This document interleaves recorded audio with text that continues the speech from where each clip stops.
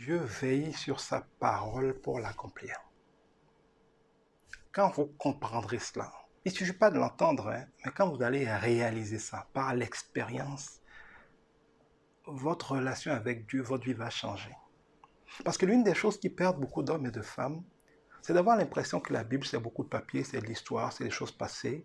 Dieu a dit plein de choses qui ne s'accomplissent pas, donc c'est pas grave, on vit quand même. Mais non.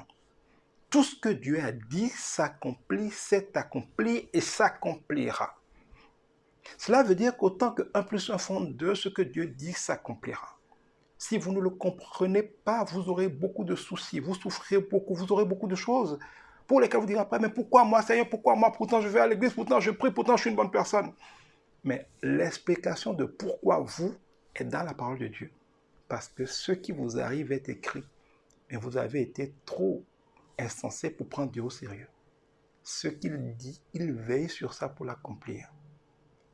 Hélas, ou heureusement, je ne sais pas, quand la parole de Dieu dans votre vie s'accomplit, vous ne faites pas souvent le lien entre ce que vous subissez ou ce qui arrive et ce que vous avez semé.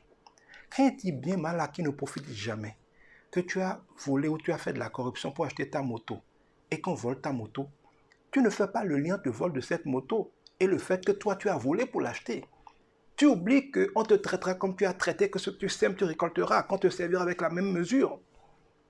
Si tu as été capable de faire de la corruption sur un projet d'hôpital ou de maternité pour t'acheter une maison, et que dans ta maison vient te braquer, on tue ta femme, le monde entier dira c'est injuste, ces braqueurs-là c'est injuste. Mais est-ce que tu te rappelles que tu as occasionné la mort de beaucoup de femmes en couche à cause de quelques millions que tu voulais voler?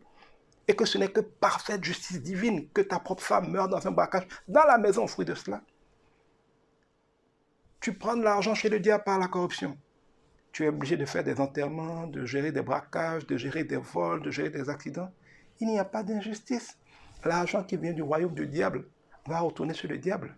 L'argent gagné par Dieu va servir, va bénir. Il y a une parfaite et redoutable justice dans toutes les choses qui arrivent.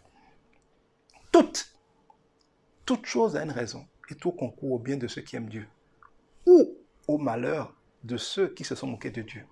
Parce qu'il a dit, on ne se moque pas de Dieu. Même si c'est un Dieu qui fait grâce, ce qu'un homme aura semé, il le moissonnera assurément. Je l'ai expérimenté en bon comme en mal.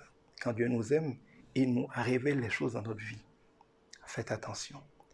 On ne se moque pas de Dieu. Tout ce qui est écrit s'accomplira. Si vous avez des situations dans votre vie, venez, je vais vous les expliquer. Je vais vous démontrer comment est-ce que vous vivez. Mais que ce qui est écrit